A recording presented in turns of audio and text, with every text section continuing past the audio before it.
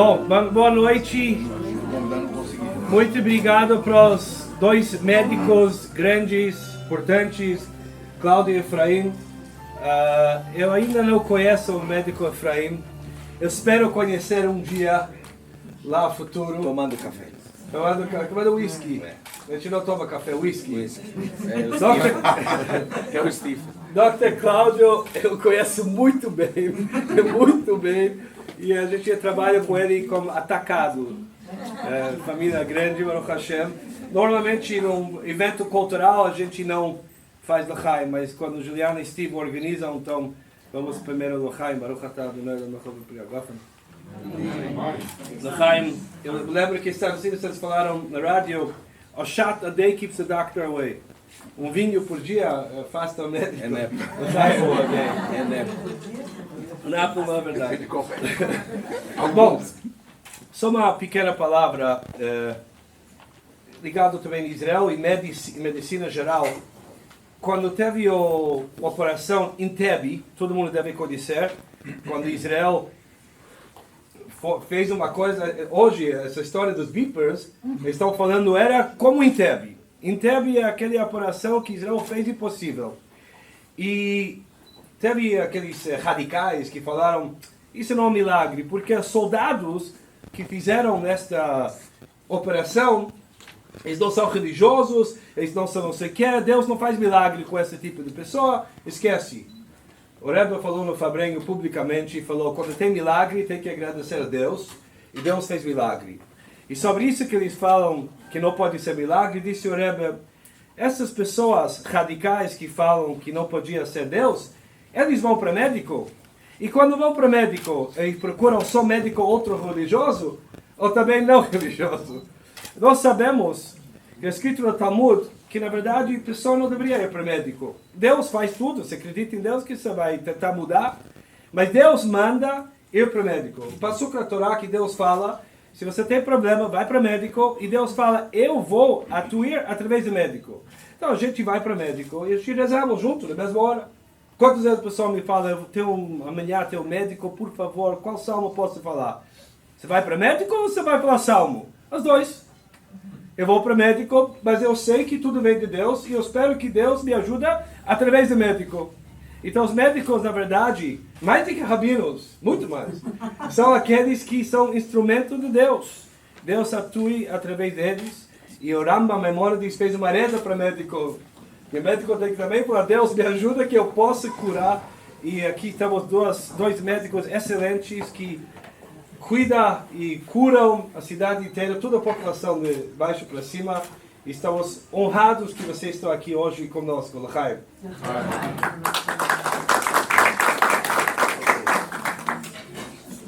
Pode começar? Melhor, né? Com microfone, sem microfone. Vocês estão ouvindo bem? Como primeiro com o microfone? Vamos ver com o microfone. É que eu não liguei. Melhorou, né? Porque tem a sala toda.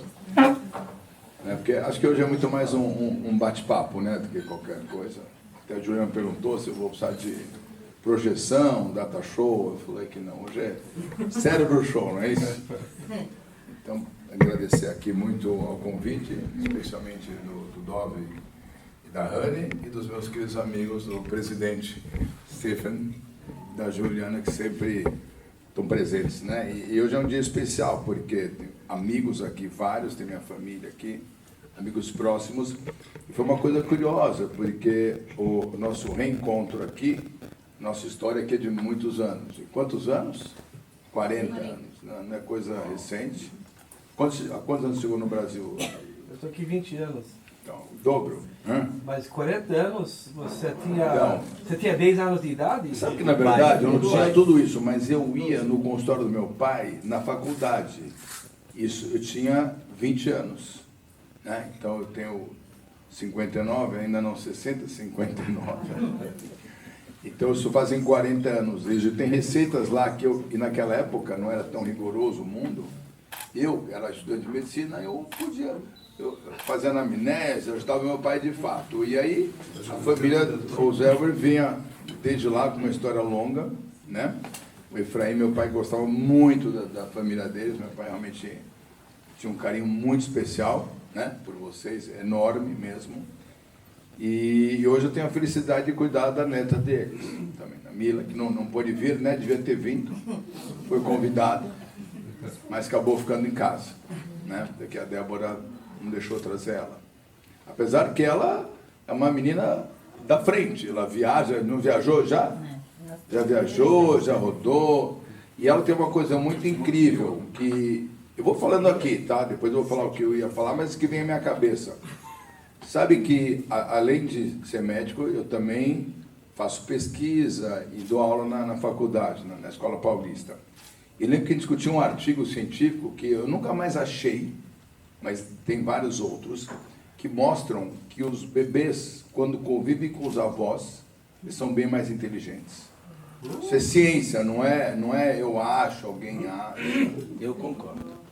Você concorda? É verdade. Eu sei que ela gosta mais de ficar com você. O colo preferido dela é ele, não é verdade isso? Ele e a avó, os dois, né? Tá aqui, ó. E também que ele gosta mais de dormir, mais lá do que aqui. A minha está começando, nós estamos abduzindo ela, já tem um quartinho para ela, né? Então a gente vai chegar lá, né? Hoje dormi em casa, né? A Vera que botou ela para dormir, quer dizer, que é uma... Espero que ela fique mais inteligente mesmo, né? Quem falou que o neto é melhor do que o filho, né? Devia pular, se devia ser primeiro o vô e depois ser pai. Então, quando a Juliana veio falar comigo, né, desses encontros que ela e o Steven organizam, são muito queridos, eu falei, nossa, também que a gente vai falar um pouco de, juntar um pouco de saúde, falar um pouco de, não de doença, mas falar de saúde, né? Eu fiquei pensando, puxa, quem podia convidar? Porque eu sou pediátrico, né? Alguns já não têm filho pequeno, esse tipo de coisa. E talvez alguns assuntos que eu possa falar não são de tanto interesse para a plateia. Mas eu vou falar algumas coisas que eu acho que sim. Porque aqui tem pais e tem avós aqui que podem também intervir. Mas eu pensei em chamar o Efraim, que é uma pessoa que é um amigo que eu admiro muito, né? Para quem não conhece, assim, tem um currículo gigante e, apesar de ser uma pessoa que está aqui com a gente simples, ele tem várias conexões, né? Ele que, talvez, eu não posso falar besteira se me corrige, talvez você tenha trazido a medicina ortomolecular aqui para o Brasil, bem provável, né? O Efraim tem livros publicados, é speaker de vários congressos, tem um networking nacional, internacional gigante, tem um livro publicado, eu agradeço aqui, eu ganhei 2 Bíblias gigantes, né, que a Débora trouxe para mim, um livro recém-editado, que fala de muito da medicina ortomolecular, e da gente pensar, e acho que o principal aqui, do Efraim, e depois eu fui ver, né, ela falou para mim, eu fui ver algumas palestras, e tem uma coisa muito que o pediatra faz, que é ver o paciente como um todo, né? Vocês aqui que vão em médico, etc., eu acho que todo mundo tem que ter um médico para chamar de seu. Isso é muito importante. Não é verdade? Como eu acho que com meus pacientes eu tenho isso, um contato, mas tem que ter, porque às vezes a pessoa, começando a minha palestra e passando para o Efraim, que ele vai falar muito mais que eu sempre friso para os pais que eles têm que ter um clínico geral. Eu falo para a Vera isso toda hora, para o meu irmão. Não adianta a mulher indo só no ginecologista, ou você ir no ortopedista quando machuca o joelho, ou você tem um problema no fígado, vai no hepatologista. Não. É interessante que você tenha um clínico geral. Infelizmente, esse clínico geral está minguando. Tem menos, mas alguém que entenda da saúde como global do paciente. Porque às vezes ele está vendo o teu problema, mas ele não está vendo você como um todo. Talvez o pediatra ainda resgate isso, né? Por isso que é comum me ligarem perguntando da saúde deles. Já aconteceu, Paulo, alguma vez? O Paulo está aí. Deve ter acontecido, de falar, né? Então, tem essa coisa toda, né? Apesar que você tinha um médico querido na família, né? Um maravilhoso Dr. Morton, né? Vai da Coral Kick, espetacular, um clínico geral, que eu, apesar de ser imunologista, o Dr. Morton era um clínico geral. Aquela sua, o Morton Schreiber, o Morton Schreiber. Um clínico geral.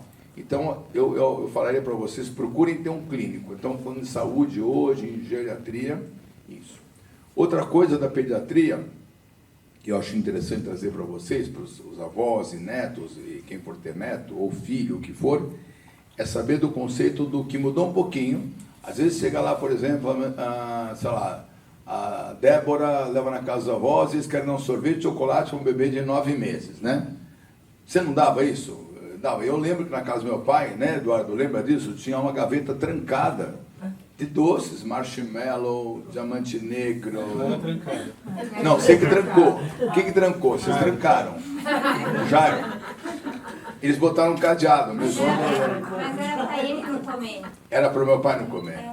Mas a gente comia. Sentava as crianças lá. Foi sim, A gente comia fritura. É uma loucura, né? Uma outra época, né? E por que hoje não? Porque tem um conceito hoje que mudou de não dar um chocolate para um bebê ou uma coisa mais salgada, porque os primeiros 1000 dias da criança são muito importantes para a vida inteira. Quais são os 1000 dias? A gravidez, os 9 meses e os 2 primeiros anos.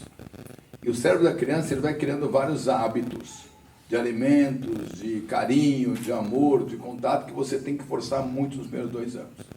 Eu não vou falar de vínculos de amor numa plateia dessa aqui, né? Eu dei recentemente uma palestra que me chamaram, eu faço reumatologia infantil, minhas aulas que eu dou são desse assunto. Mas fui falar de vínculo de pai e filho. Aqui eu preciso até separar os pais dos filhos, né? É diferente. Então isso do conceito dos 3 primeiros anos, que eu acho importante, tá? De você manter uma qualidade de vida. Quantas vezes, Paulo, você quis dar um salgadinho lá para as crianças, né? Mas a Carol já não deixava, porque sabe que não pode, né? Mas isso é um conceito muito mais forte agora, para você criar hábito para a criança não gostar. Lá em casa, por exemplo, minha esposa vai comer alguma coisa, ela põe sal antes de comer. Verdade ou mentira, Silvia? Não, eu mesmo falo. Ela põe sal. Ah, o sangue tá aqui. E o sal está ligado à pressão alta, à hipertensão. Então, menos sal é melhor. Menos açúcar, menos diabetes, esse tipo de coisa. E a terceira coisa, que é que eu vou apresentar ao meu amigo aqui, e depois a gente abre uma conversa, que eu acho muito mais legal, é uma coisa que chama epigenética. Tá? Eu acho importante que epigenética, todos temos genéticas aqui, nós temos todos genética. Ou você vê da Polônia, ou você vê da Rússia, ou você vê da Lituânia, o teu avô, tua avó, todos temos uma genética aqui que traduz muito as doenças que a gente vai ter ao longo da vida. São diferentes, cada povo tem sua doença, né? Nossa população tem outra. Então é importante que você conheça, quando você vai num médico, com os seus avós, a história de saúde da família. Porque o médico vai basear o teu check-up, o teu segmento na sua genética, que vai ser junto com a epidemiologia, vai ser junto com a vida que você leva, atividades físicas, sanidade mental e cuidados que você tem para você ter uma boa saúde. Eu acho que a gente tem que pensar sempre, quando fala em longevidade, eu sou um pediatra, eu me preocupar com a genética da pessoa, né? Eu, por exemplo, meu pai tem história de doença cardíaca, eu tenho que cuidar do coração. Alguém que tem um problema nas costas, meu pô tem problema de coluna, que é muito, que eu também tenho, né? Meu pai, então tem que pensar na coluna também. Ou tem problema de audição, né? Que não ouve bem um avô, um bisavô. Começa a cuidar da tua orelha quando você é jovem também. Então, procura detectar na sua família quais são as doenças para que você faça um check-up mais personalizado. E o pediatra começa fazendo isso, né? Aquela pergunta, história familiar, o que tem, colesterol, pressão, diabetes e outras coisas que a gente hoje, pela genética avançada, consegue detectar. Então, esse link da pediatria com a vida adulta, com a longevidade e com a saúde na vida adulta é óbvio. O que eu faço mais no meu consultório hoje em dia é pensar no futuro das crianças. Não adianta eu só tratar dor de garganta, eu preciso também ter o check-up das crianças, como os adultos devem fazer. Então, nada melhor para falar disso de eu apresentar aqui o Dr. Efraim Ozelwer, que é amigo de longa data, querido, vô de paciente, amigo do meu pai, e que é um grande privilégio ter um palestrante, o speaker do Quilate, do Efraim, aqui com a gente. Obrigado por ter vindo, agradeço muito aqui em nome de toda a sinagoga, especialmente aqui dos que eu citei. Obrigado. Boa noite a todos vocês, é um prazer estar aqui. Agradeço o convite que me foi feito para vir uma terça-feira à noite, uma coisa que eu dificilmente aceito para sair, mas é sempre muito agradável compartilhar com gente que não é da profissão, Normalmente todas as minhas aulas são para médicos. Eu viajo quase 30, 40 vezes por ano no mundo todo. Inclusive amanhã à noite estou indo para a Colômbia para dar um curso. Cheguei a semana passada do Equador e no meio tempo eu atendo pacientes nas horas vagas. É verdade, o livro que ele recebeu é a obra mestre nossa, um livro de quase 1.200 páginas, é um tratado, é o livro número 101 ou 102 que eu publiquei. E a verdade é que a publicação foi feita porque toda vez que você lança uma ideia nova no mercado, você vai passar por 3 etapas. A primeira, você vai ser ridicularizado.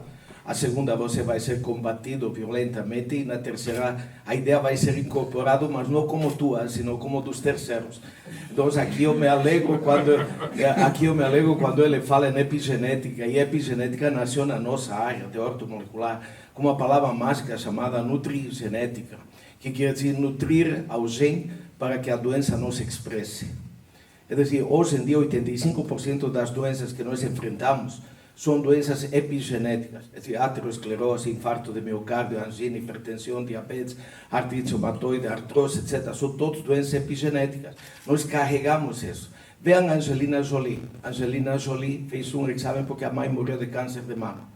E ela fez o exame e ela tinha um gene chamado BRCA1 e BRCA2. Esse gene não está no cromossoma. O cromossoma define a cor de teus olhos, a cor de teu cabelo, se você vai ser mulher, se vai ser homem, depende do XY que você tiver. Em torno do cromossoma existe uma coisa que se pensava que era lixo. Em verdade, o nosso corpo genético foi identificado em 2002. 98% de nossa genética foi identificado em 2002. E a gente achava que era assim, um concurso na natureza, que não tinha ninguém melhor que nós. E foi descoberto que a barata tem um sistema genético melhor que o nosso. Por isso que alguns deles chegam até a presidente da República. Eles têm.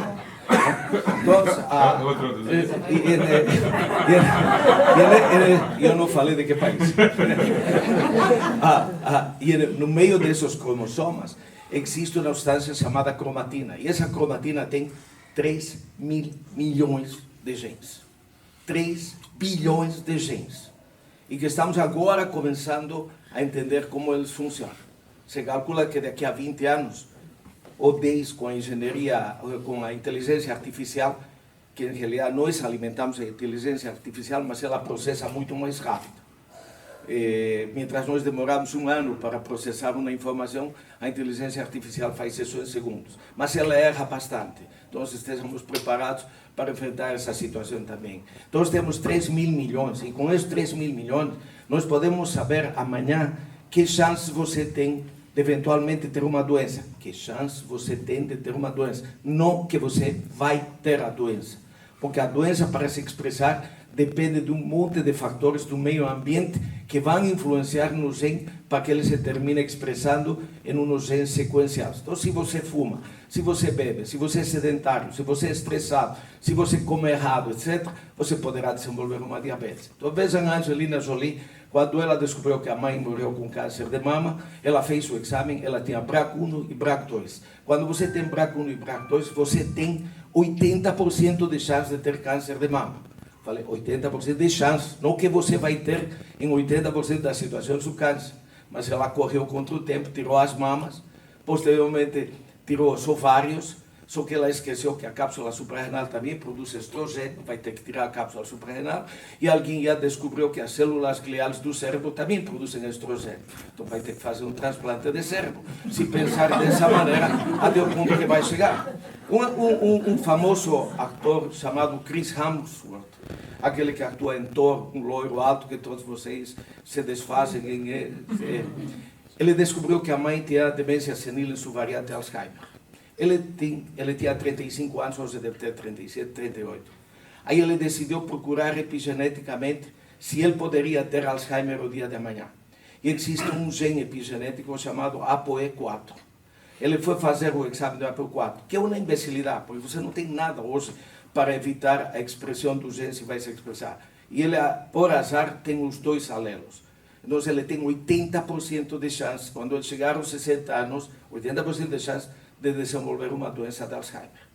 Então ele vai viver os próximos 25 anos com a espada de Damocles na cabeça, esperando para ver que dia ele não vai lembrar em que película ele atuou. Então você tem que ter muito cuidado com esse tipo de exame. Não é um exame para fazer arbitrariamente se você não tem possibilidade de oferecer uma possibilidade para o paciente. A grande maioria dos fatores, hoje 85%, que você pode controlar a expressão dessa doença. E claro, no meio desse caminho eu publiquei um livro chamado Modulação Nutricional dos Fatores de Risco que Aceleram o Envelhecimento. Por quê? Porque a gente começou a entender que, pelo menos, nós conhecemos 85% dos fatores que podem provocar isso. E talvez os mais importantes são coisas que vocês ouviram falar com muita frequência, que é a oxidação dos tecidos e a inflamação dos tecidos, que todos somos inflamados, e que com essa história se correu a esse nível. Mas vamos voltar um pouco para trás, sem pegar a epigenética. Vocês sabem que em 1950 a taxa de mortalidade no Brasil era menor de 40 anos. A taxa de mortalidade no mundo não chegava a 50 anos. Só com o advento da penicilina, quando ela foi identificada, começou a melhorar a nossa expectativa de vida. Hoje, a expectativa de vida em países do norte da Europa, como Finlândia, Suécia, Noruega e Japão, tem uma expectativa de vida que chega até 90 anos. Quero dizer, em menos de 70 anos, mais que duplicamos a expectativa de vida da população. Aqui no Brasil já estamos entre 70 anos para homem e 75 anos para a mulher. Também é uma expectativa razoável, considerando as diferenças socioeconômicas que o país tem. Não é um número que está fora da realidade. Mas o que acontece? Estados Unidos hoje tem 600 mil centenários. 600 mil centenários. Se espera para o fim do século XXI que se chega a quase 2,5 milhões de centenários nos Estados Unidos. O Brasil tem 30 mil centenários. Alguém contou, não sei quem. E se espera que para o ano 2050 cheguemos a 100 mil centenários. Então, vejam, nós vamos ter problemas com a previdência privada e nós vamos ter problemas que fazer com esses tipos de pacientes. Então, existe um trabalho muito bonito que foi publicado uns 2 anos atrás, onde se pegou umas freiras, já sei que freira aqui no meu, mas lamentavelmente o estudo foi feito com freiras, e o pior é que todas as minhas piadas são com freiras, por isso que eu vou pular essa parte. Um estudo feito em freiras, esse estudo começou com 90, 95 anos de idade, e foi acompanhado as freiras até o último dia de vida dela. Todos eram professoras e todas se mantinham trabalhando. Quando a última morreu, a média de morte foi 102, 103 anos do pessoal. Quando foi feita a biópsia do cérebro delas, todos tinham um cérebro de demência. Todos deveriam estar fazendo xixi, cocô na cama e estar em um estado de total alienação. Vejam qual é a surpresa. Um cérebro ruim, mas essas tinham uma vida totalmente normal. Davam aula, faziam tudo, morreram de uma morte natural. Então, o que foi que aprendemos aí? Que o que importa não é o número de células que você vai ter no cérebro, senão as células que vão sobreviver. Porque provavelmente muito pouca gente sabe aqui que as células que pensam, elas não se multiplicam ao dia seguinte que nascemos. Quando nascemos com um número definido de células pensantes, que são chamados neurônios. E essas células vão chegar à sua maturidade mais ou menos na 3ª década da vida, que começa o processo do envelhecimento. Então, por que não se multiplicam? Porque, ironicamente, no nosso sistema genético, nós temos um cromossoma e nas 2 porções distais do cromossoma, nós temos o replicador das células. É como um relógio biológico, ele define a que hora tua célula se vai reproduzir. E essa se chama telômero. Foi motivo de um grande prêmio Nobel dado a uma mulher, que lamentavelmente não é judia, apesar que 60% dos prêmios Nobel vão para os judeus.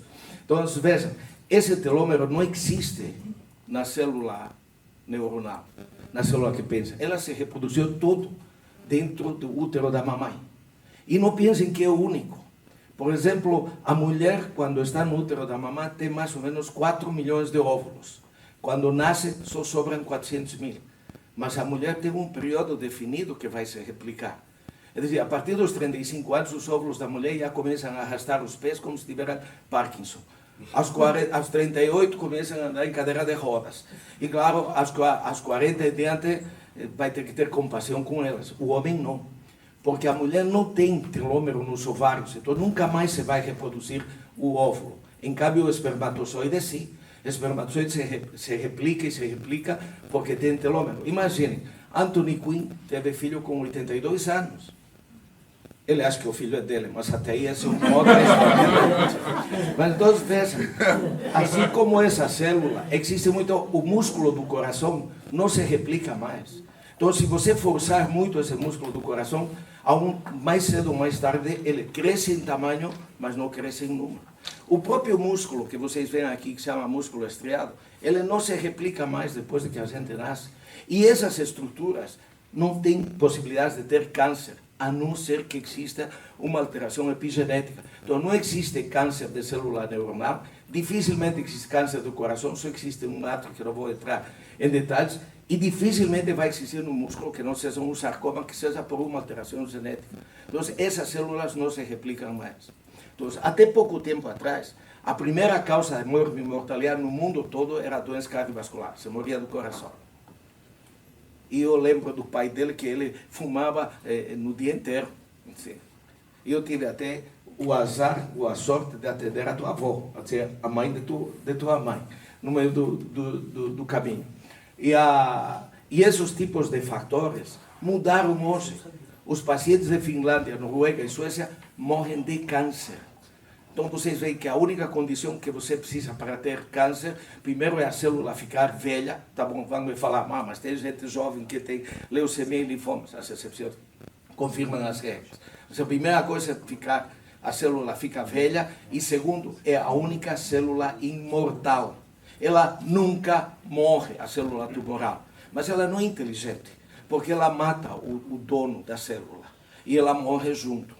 Mas, em geral, ela vive eternamente, porque ela tem telômero para o tempo todo. Então, imaginem-se, se nós tivéssemos capacidade de estimular o nosso telômero a se manter replicando, teríamos como um fígado, que quando cumprimos 70 anos, 7 vezes foi feito um fígado novo em cada um de nós.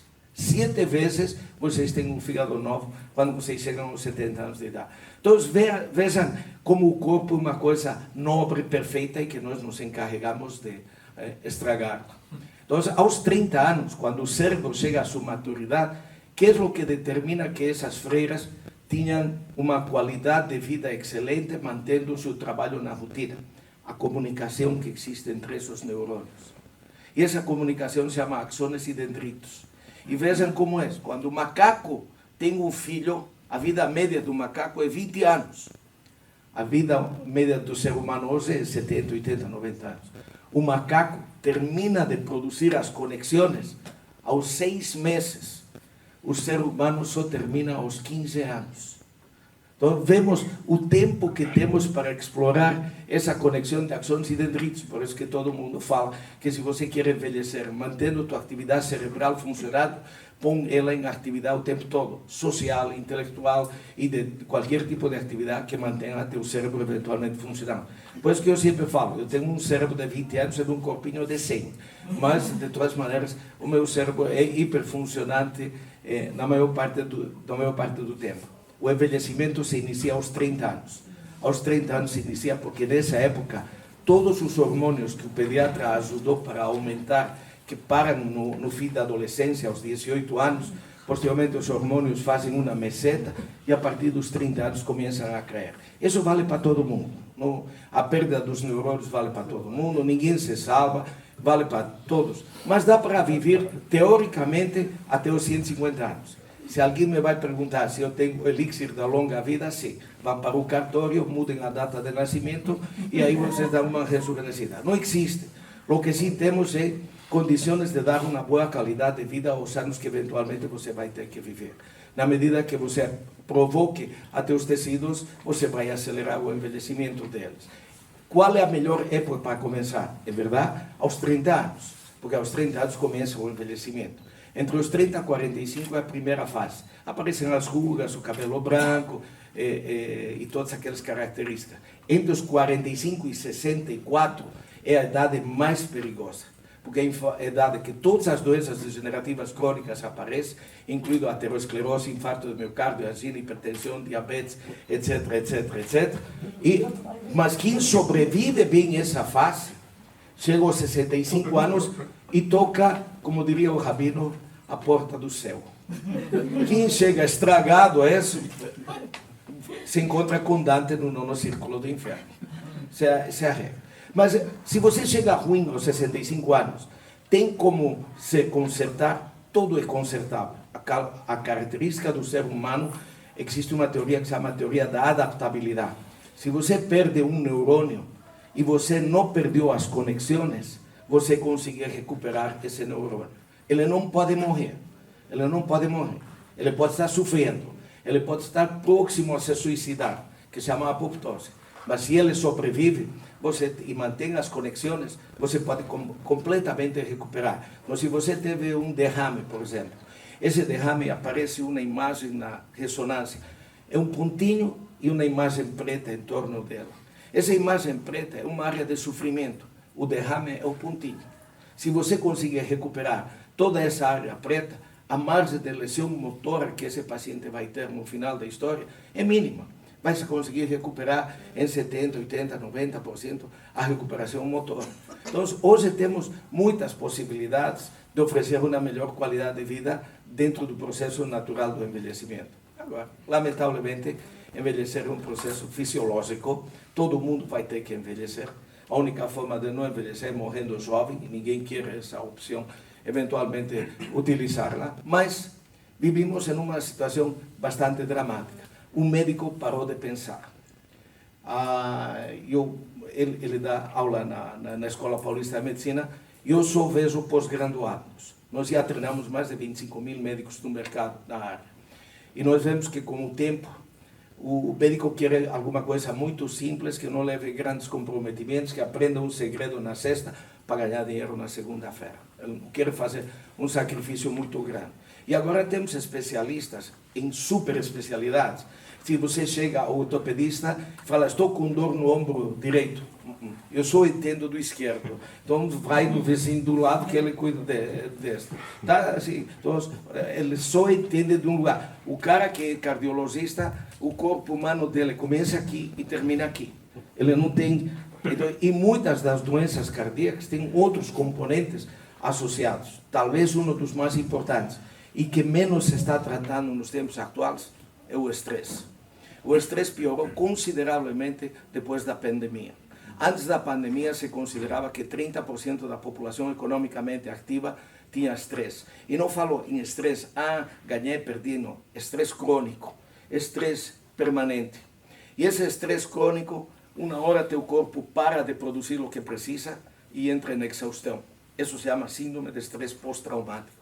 Hoje, depois da pandemia, se calcula que 70% da população economicamente ativa está em estresse, e em estresse em fase de exaustão.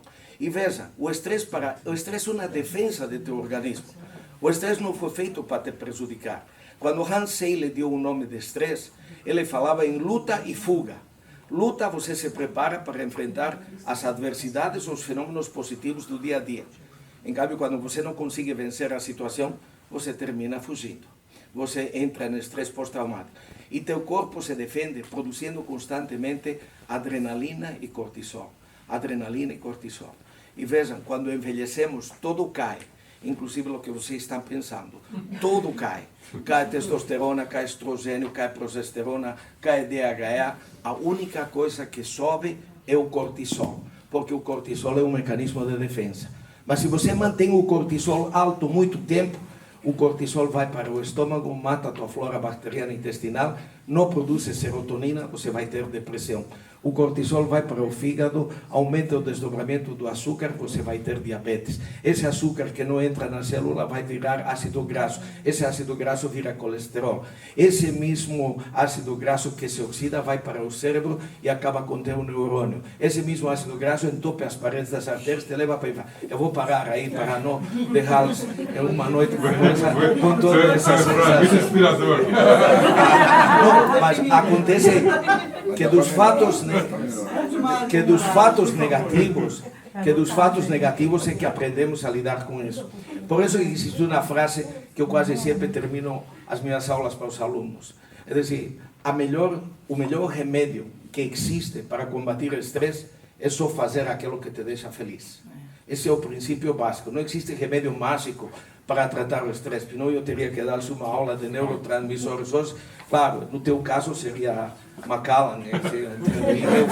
E meu filho te acompanhando também. Mas, de todas maneiras, isso é uma coisa muito difícil de atingir. Fazer só aquilo que te deixa feliz em um mundo tão conturbado como este é muito difícil. Então, o interessante é encontrar os caminhos mais adequados para chegar a essa situação. E claro, não tem uma solução mágica para essa coisa, mas a partir dos 30 anos tem que pensar seriamente em todos os fatores de risco que te atingem. Você tem 60, tem 70, já tem uma diabetes, já tem uma hipertensão, já tem uma aterosclerose, hoje existe remédio para tudo. Só que vai o recado. O médico se acostumou a ser um receitador de remédios.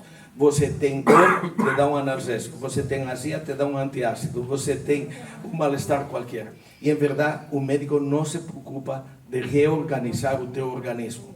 O teu organismo funciona com uma palavra mágica chamada homeostasis. Quer dizer, equilíbrio do meio interno. E dar um antiácido não vai reequilibrar. O que equilibra tu meio interno é encontrar todos os pontos de teu funcionamento bioquímico. E isso ninguém quer fazer em medicina. Bioquímica é uma das áreas mais áridas que existe em medicina, porque a gente aprende a decorar e não aprende a utilizá-la na prática diária. Mas estamos tentando mudar a cabeça das pessoas, para poder entender quão importante é não só ter o remédio, sino como as mudanças de hábitos e costumes têm que ser feitas. Então, não tem idade para começar a fazer o tratamento. É dizer, não estou chamando para meu consultório, muito longe disso, tá bom?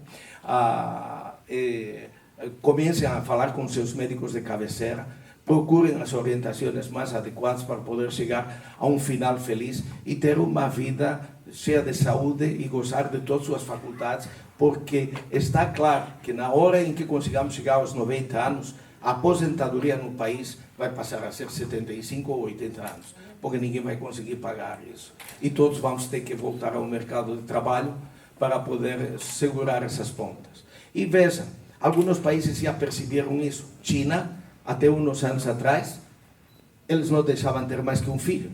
E se era menina, ainda afogavam se era menina. Hoje, o governo chinês está pedindo, pelo amor de Deus, para eles terem mais filhos. E eles passam aulas no YouTube como se faz sexo para ter filhos, porque depois de 20 anos que não podiam ter filhos, agora tem que se treinar novamente a como um mecanismo para fazer. Então, nós vamos chegar lá. Muita gente que está aqui provavelmente vai passar os 80, vai passar os 90 e provavelmente vai chegar aos 100. Então, Putin está pagando para famílias para ter mais filhos. Rússia? Sim, também. Todos estão querendo fazer, porque a população na Europa está toda envelhecida. A pirâmide populacional invertiu. É dizer, você tem uma base muito grande de velhos e a base de jovens que podem trabalhar está cada vez menor. E ainda você tem uma geração nem hoje, né, que nem trabalha, nem estuda, que representa 30% da população nessa idade. Então você tem ainda mais problemas socioeconômicos condicionados por isso. Elon Musk falou sobre isso, viu? Quem? Elon Musk. O amigo do Moraes. Ele falou que a maior ameaça hoje que é falta de jovem, para ter mais filhos. Mas esse com certeza não é o único problema, é um problema que vamos a vivê-lo nas próximas décadas, mas temos uma grande influência da indústria farmacêutica nas decisões que se tomam nas condutas terapêuticas e a capacidade de raciocinar do médico está sendo cerceado. Todo hoje é um script. Você entra no hospital internado, tem um script que está escrito aí e você tem que seguir o script. Se você morre no script, chama fatalidade. Se você muda o script, chama imperícia, negligência e imprudência. Então, colocam o médico contra a parede para ver quais são as opções. E a verdade é que não existem dois pacientes que são exatamente iguais e não existe como ajustar um mesmo termo para todo mundo exatamente igual. Você tem isso que se chama hoje a medicina personalizada ou a medicina de precisão, onde a epigenética é o fator mais importante para poder atingir isso. E claro, eu ia contar-lhes uma piada que conta muito bem como é isso de medicina personalizada, mas depois da mirada de minha mulher vou passar por alto e vou dar espaço para se existem perguntas e respostas para que nós dois possamos esclarecer qualquer dúvida que tiver.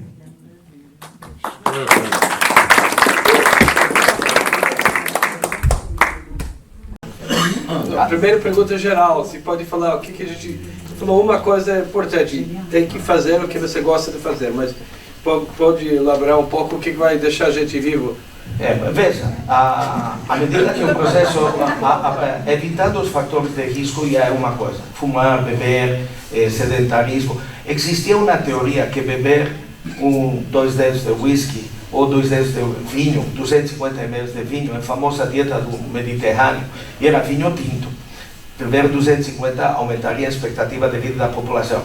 Claro, o fabricante de vinho branco não quis ficar para trás e também fez o trabalho e mostrou que o vinho branco aumentaria a expectativa de vida. Aí veio a Ambev e fez também o trabalho e mostrou que cerveja, 1 copo por dia, aumenta a expectativa de vida. Agora estamos esperando o trabalho da cachaça.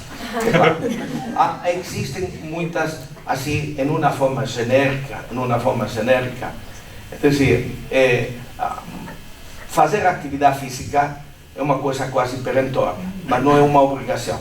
Jimmy Fix é quem inventou o Cooper. Todo mundo pensa que Kenneth Cooper foi o inventor do Cooper, mas quem inventou o Cooper e correr foi Jimmy Fix. Ironia, Jimmy Fix morre aos 50 anos correndo.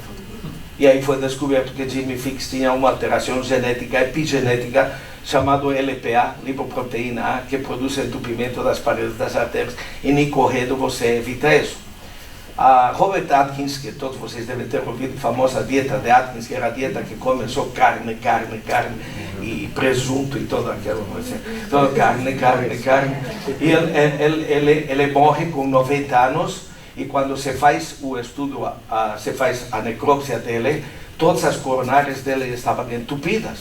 Mas ele nunca infartou. Ele morreu porque escorregou no gelo em Manhattan e bateu a cabeça e teve um traumatismo crânioencefálico. Então não existe uma regra que serve para todo mundo. Se você vai me perguntar, que eu sou de uma linha que usa muito nutrientes e usamos remédios em muito menor quantidade e em muito menor dose, mas isso é motivo de uma outra situação. Então, é recomendável entrar em uma loja como a Ultra Pharma, que ele fabrica suas próprias vitaminas, e comprar as vitaminas alegremente. Provavelmente você vai perder tempo e dinheiro, você não vai ter efeitos colaterais, vai urinar a maior parte deles e eventualmente poderá ter alguns efeitos colaterais que você nem vai associar. Então, numa hora que você quer fazer isso, sempre fala com o teu médico de cabeceira, todos eles já hoje sabem alguma coisa como isso. Veja, ômega 3 todo mundo está tomando, e a grande maioria nem sabe que pode estar tomando um veneno. Quem trouxe o ômega 3 fomos nós no mercado em 1983. E o ômega 3 até 10 anos atrás estava totalmente intoxicado por mercúrio. Pode ser que muita gente, pelo menos 6% da população que tomava o ômega 3, esteja intoxicado por mercúrio e não saiba. E o mercúrio não dá sintomas, demora 20 a 30 anos para aparecer e você ficar gaga.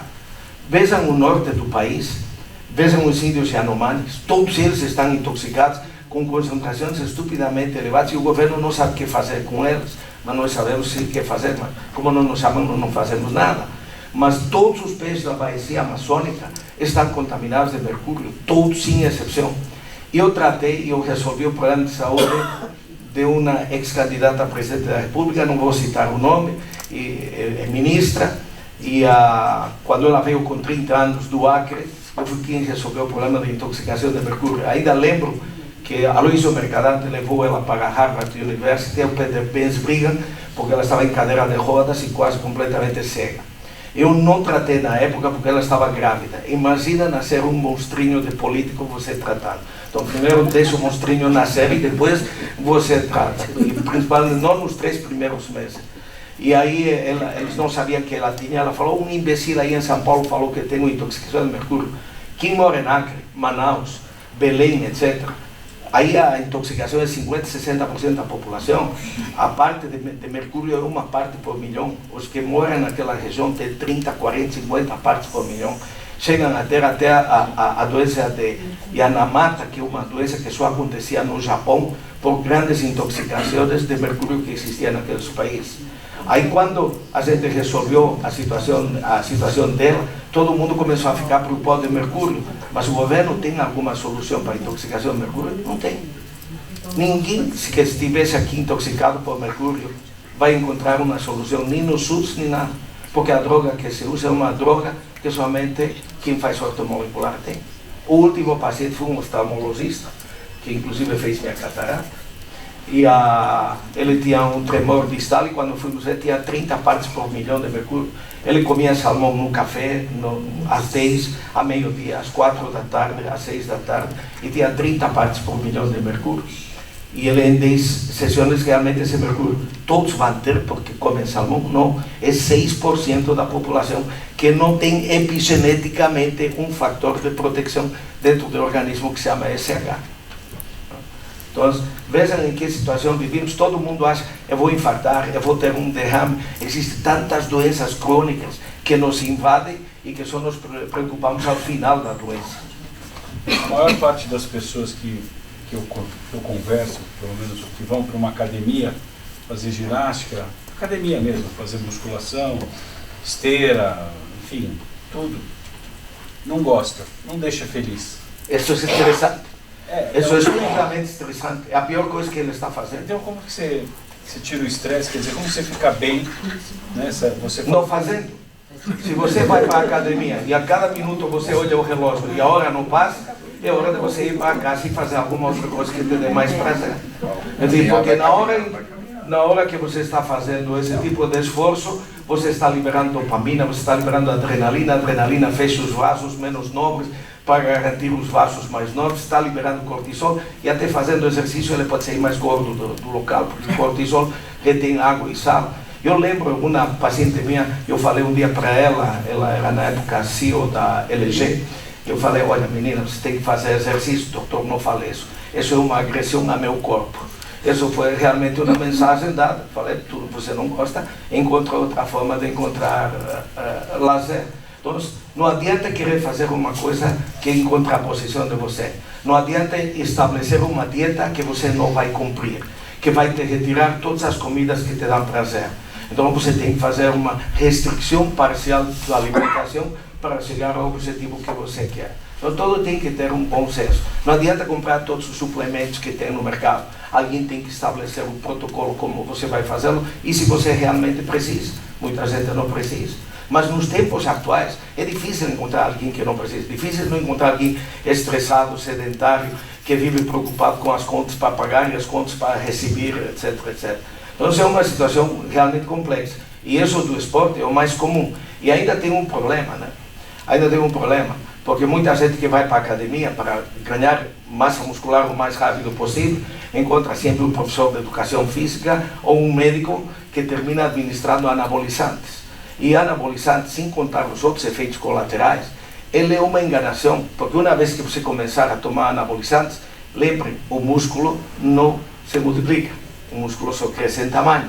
Então é como se você tivesse um balão e ele vai crescendo. Você sabe na hora quem ganha músculo por atividade física ou quem ganha músculo por anabolizantes. Anabolizante te deixa o músculo totalmente delineado e marcado. E isso eu sempre conto. Arnold Schwarzenegger, quando era Conan o Bárbaro, deve ter tomado anabolizante que o testículo dele deve ser do tamanho de uma passa de uva, né? De tanto que você toma anabolizante como testosterona, você bloqueia o LH no cérebro e o testículo para de funcionar, porque alguém está fazendo o serviço dele. Aí ele casou com a sobrinha de Kennedy e terminou sendo governador do estado de Califórnia. Aí teve que parar de usar os anabolizantes e ele jogava futebol com a mama dele, né? Porque a mama dele caiu até aqui e ele aproveitava para fazer. Aí quando ele comeu a empregada, ele se separou da Shire e aí ele teve que voltar a tomar anabolizante. Porque se você não faz isso, você não faz crescer o músculo. A mulher me está olhando feio. E é uma sorte que ela não vai a todos os meus eventos.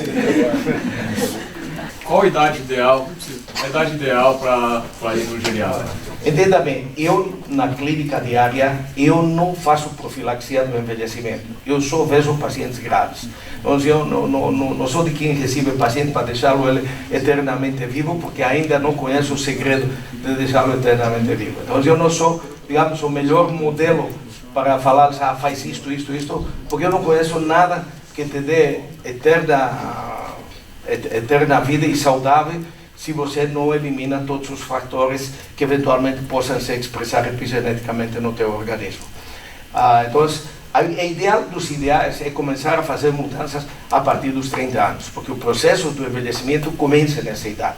Mas se você me perguntar, a partir dessa idade eu perco todas as esperanças? Não. A gente já sabe, não importa quando você assume, você sempre vai ter mudanças, muitas vezes estatisticamente significativas em termos de expectativa de qualidade e quantidade de vida. Quanto a genética mexe com tudo isso? 15% é a genética, é doença genética. Essa doença genética, hoje somos muito limitados no tratamento. Ainda somos muito pobres. Você viu, uma criança há pouco tempo teve uma doença de Ames, ganhou a injeção de 5 milhões de reais e ainda assim morreu. Então, na parte de doença genética, quando falamos em epigenética, fora do gene, fora do cromossoma, é 85%. Então, o que a senhora puder imaginar de doença, inclusive o envelhecimento, as características do envelhecimento e todas as patologias inflamatórias e degenerativas crônicas são epigenéticas. Então, se conseguimos controlar 85% disso, imagine até onde vamos a conseguir viver. Porque a maior parte das doenças genéticas normalmente aparecem até a época da adolescência. Muito dificilmente, como uma ataxia de Friedreich, poderá aparecer mais tarde, 30, 40 anos, mas a grande maioria aparece nos primeiros 20 anos. Um assunto aqui, a gente vai muito congresso, né? Vou bastante congresso médico, pessoas saudáveis com doença de dois aspectos que tem, assim, tem grande parte. Você vê que as clínicas dos países do primeiro mundo, especialmente nos Estados Unidos, têm enfatizado muito que a parte de meditação, né? Essa parte de chamada medicina integrativa, que você sai um pouco só do tratamento, do remédio, da doença, e vai para outras técnicas todas, tipo mindfulness, meditação. Isso é uma coisa que eu vou querer que você combine um pouquinho, né? Porque isso tem investimentos gigantes em hospitais hoje, que, pelo menos a parte pediátrica, investindo muito em medicina integrativa, né? Para pessoas saudáveis ou que tem algum tipo de problema. E outra coisa também que tem uma coisa que tem discutido muito em congressos, mesmo congressos assim, muito de temas específicos de medicina, que aqui entra um pouco aqui o Rabino, a parte de espiritualidade, né? Que a gente tem visto que a espiritualidade, quando não importa a religião da pessoa, mas a conexão, né, com alguma coisa mais forte, também tem impacto muito bom na vida da pessoa. E essa parte de relaxamento, de mindfulness, respiração, e são técnicas que você pode usar até para combater seu estresse. Essa é uma coisa que eu, como pediatra, vejo muito até na pediatria. Imagino mais na medicina de adultos, né? Verdade, isso a gente tem visto em congressos, né? Vocês sabem que a medicina integrativa nasceu nas nossas mãos. Todo mundo que não queria fazer ortomolecular começou a fazer integrativo. O problema da integrativa é que você começa a misturar nabos com coisas irreais. Então você começa a levantar víboras, tocando flauta, etc. Mas claro que sim. Uma das coisas mais interessantes que vemos em relação a mindfulness e ao controle de estresse é o efeito placebo do tratamento.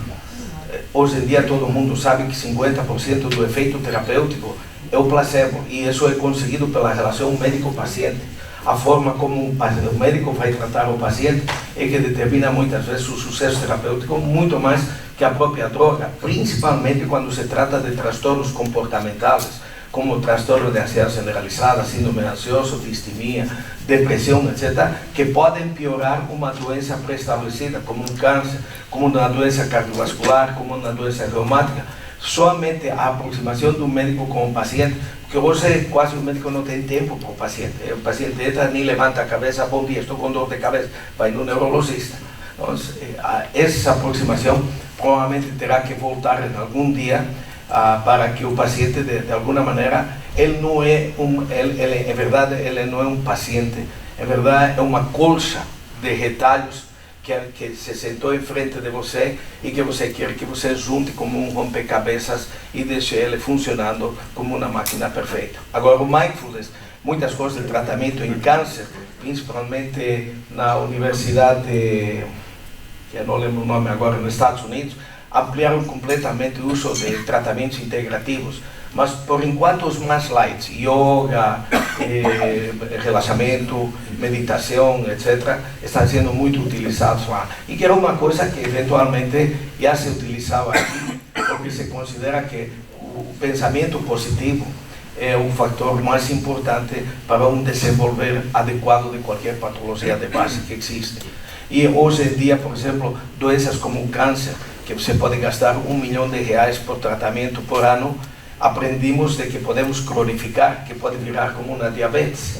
É dizer, você diagnostica diabetes e vive mais 20, 30, 40 anos com a diabetes, tomando os remédios. Hoje você pode fazer isso com as doenças como o câncer.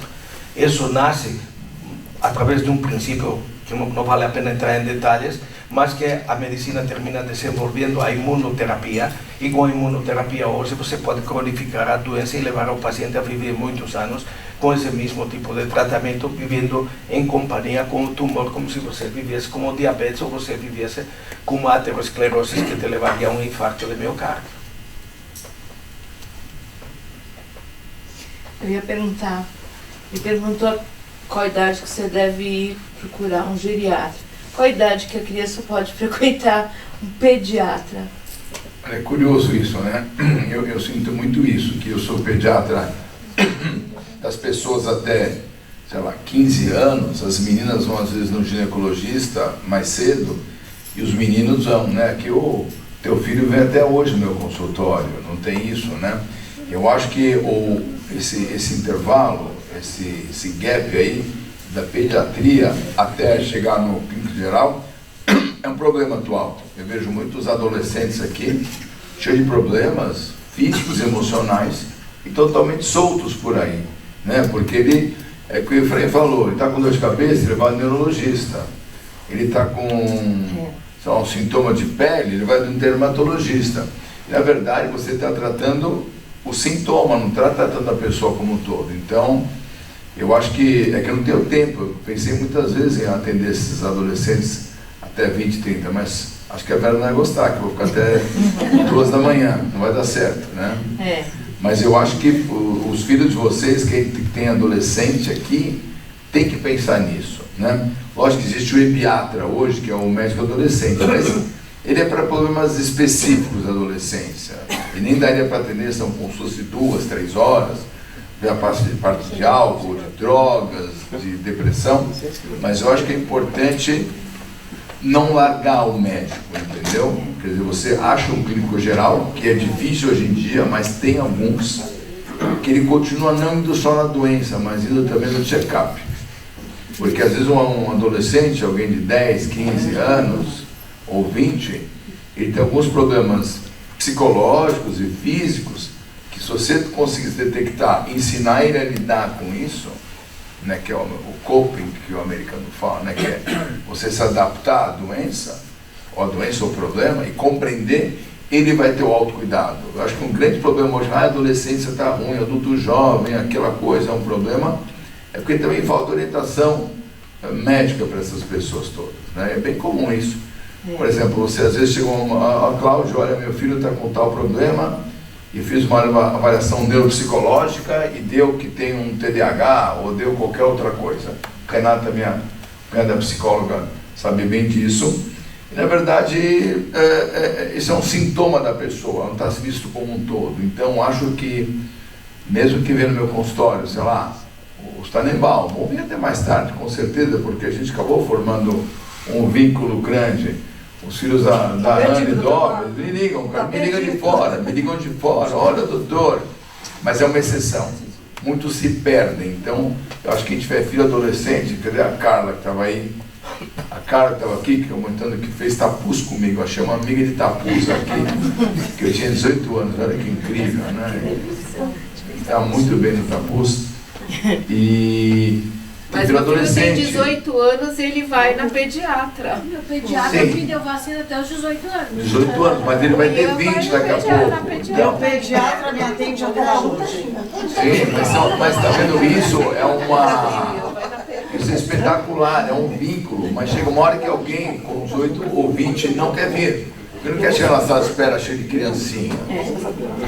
Então, e às vezes tudo bem 18, mas vai chegar 20, 21, 22, 30, que não. Ele vai fazer dieta por conta própria da cabeça dele. Ele vai na academia, vai se, né, Eduardo, vai se arrebentar na academia. Eu vou na academia lá, nossa, que o Efraim falou, o cara com o braço enorme, óbvio que ele está indo em algum lugar e tomando GH, testosterona, qualquer um desses aí, e vão por conta própria.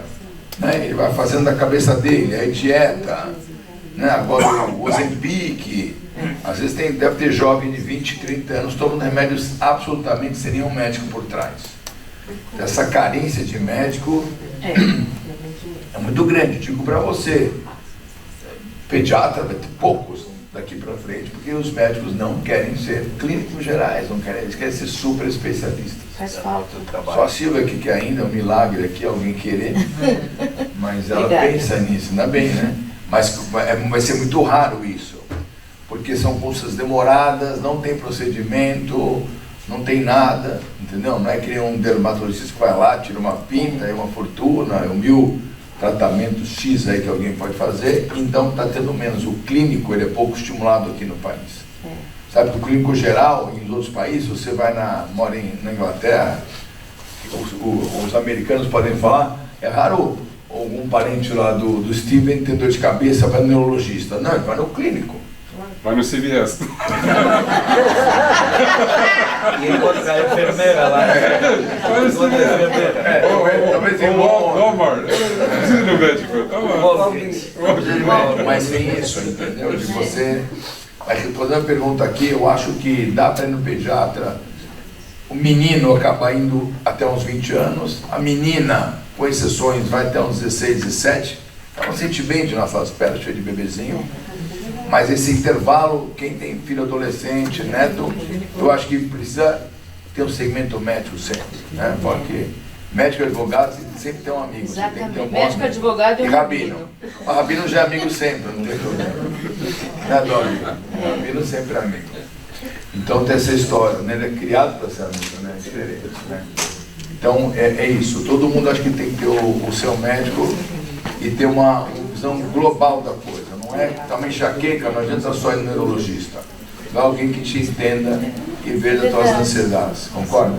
E principalmente que a mãe que acompanha o jovem, adolescente, a criança, confie também, né? Lógico, isso está faltando muito hoje. Essa relação de confiança de médico é uma coisa de exceção. E está indo para baixo. O culpado é o médico. O culpado é o médico, sim, lógico que é o médico. Né? Que vai especializando, e o sistema. Por exemplo, o seguro saúde paga mais um exame que é desnecessário do que uma consulta do médico, o convênio. Então, ele é obrigado a atender também 1000 pessoas num dia para avaliar alguma coisa. É muito difícil. Isso eu estou falando de medicina privada e convênio. Você vai para o SUS aqui, aí é uma tragédia. Uma tristeza. Perguntas mais? Beth, você sabe que eu falei no começo uma coisa que você não estava? A Beth é uma exímia avó, né? É que nem você, apaixonada aí. Que o convívio dos avós com os filhos, com os netos, tem 1000 benefícios clínicos e de inteligência e de cuidado. O avô também. O avô também, sabe quando vem no consultório do avô, eu acho o máximo. Hoje também é uma exceção. Você já me viu. Você eu já vi. Já vi vários de vocês aqui que vêm com a avó no consultório, né? Mas é uma coisa muito bacana, do cuidado, né? Trazer a história da vida e conhecer quem foi a família, né? É importante, né? Tem uma conhecer a história. né? Mas não sei se hoje o interesse talvez é menor. É que eu estou numa plateia viciada aqui de cuidar bem de neto. Só em outra plateia, às vezes, esse assunto é muito mais delicado. Aqui né? Você tem até um cuidado enorme, o que é muito bom. É uma tradução do nosso povo, né? De cuidar muito dos filhos, né, Doni? Concorda? Certo? Às vezes não dá, porque quantos netos tem? Sua mãe tem quantos netos? Ela parou de contar. Parou de contar, não fizesse. Não, mas eu falei que ainda vou fazer na vida, se a Rani topar, um livro para passar um pouco do modos de pensar do Beit Chabad para a população que não tem acesso ao Beit Chabad. Muito bacana, várias coisas. Agora, um negócio que me impressionou muito, que só fala disso agora em pediatria, no meu ambulatório, é o celular, né? A gente entrou em coisa, como o celular está destruindo a cabeça dos jovens. O Efraim falou em neurônio aqui, tem estudo já que a criança que usa muito celular, muito menos sinopse, ele sabe disso? Sinapse cerebral, muito menos conexão. A criança que é exposta à tela do que a que não, tem muito menos sinapse cerebral. É o que fuma maconha. Exatamente. O celular. É muita coisa. Então, e no Beit Chabad, o povo não usa. Olha que interessante, não é isso? A Renata Você tem um cuidado. Maconha ou celular? Não, o Beit Chabad usa maconha. O Beit Chabad usa maconha. Mas essa história das lições do Beit Chabad. Rani, você tem alguma opinião disso aqui, do teu senhor? Eu achei muito bacana isso do Beit Chabad. Eu tomo muitas lições daqui. Existe, até falar que existe um grupo de mães, começou nos Estados Unidos e já chegou no Brasil, que se chama MUST. MUST é Moms United to Stall Technology. Quer dizer, não vai tirar a tecnologia, ela vai atrasar a tecnologia. Essas mães unidas fazendo programas, não sei o quê, para atrasar a tecnologia para as crianças. Que tirar ninguém vai conseguir, mas atrasar, deixar, não precisa começar com 12 anos, não precisa começar com 9, pode começar mais para frente a tecnologia na vida deles. É bem legal. Muito bom. Eu ia perguntar sobre o efeito do álcool, mas eu não quero. Eu não quero escutar a resposta. Mas eu quero falar a verdade. Eu vi um estudo alguns anos atrás em Israel, saiu no Idiota Chronot, eu li, e ele fala lá que em Israel, as pessoas que frequentam a sinagoga regularmente, não uma vez por ano, mas sempre vivem mais, a vida mais longa. E lá tem teorias muito estranhas, mas o final ele fala porque por causa que vocês falaram, o Cláudio falou. A fé. Não a fé, a conexão. Eles falam fé, não sei o que, mas a conexão, eles fazem parte de uma coisa. Isso é incrível, eu vejo isso, não tem dúvida. Quem faz parte tem outra opinião. Quem faz parte, tem estudos isso falando, né? Agora tem estudos gigantes para ver longevidade, qualidade de vida, etc. E o que mais faz uma pessoa ir longe com saúde é esse networking de amigos. Isso é sabido mesmo, no mundo inteiro, né? Pessoa conectada, que está com pessoas, amigos, assim, o mundo de amigos, seja aqui, seja no clube, onde for, na família. Isso é uma coisa que é comprovadamente ligada a uma melhor qualidade de vida e longevidade melhor. Né? Eu acho que isso é verdade. Certo? Ou seja, botar a cabeça para pensar, não é isso, Efraim? Botar o corpo para mexer. O Eduardo falou, eu não quero ir na academia, porque tem gente que detesta mesmo, né? Mas caminhar é um hábito bom, né? Caminhar é mais fácil, todo mundo gosta de pegar um amigo e domingo e andar. E falar mal dos outros.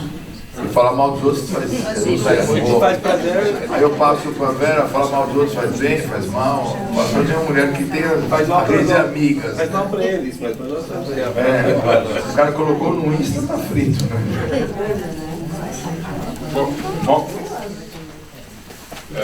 Bom, antes de dar presente para agradecer a vocês, só uma coisa pessoal, conheço a família Ozelver desde 2002. Sempre me acolheu, e eu não sei quantas festas, bar mitzvahs, bad mitzvahs, casamentos, sempre juntos, bebendo e comendo. Você. E seu Efraim, eu estou meio assim, elétrica, você é um avião, meu. Nunca tinha visto esse lado de você e me faz gostar muito mais da família, respeitar muito mais as pessoas que vocês são. E é uma grande honra ter você aqui na Sinagoga do Morumbi, não só pelo seu conhecimento médico, mas sua amizade. Para eu e Juliana é muito, muito especial ter você aqui. e poder dividir nossa sinagoga com você e você, seu conhecimento com todo mundo. Então, muito obrigado, Sr. Frank.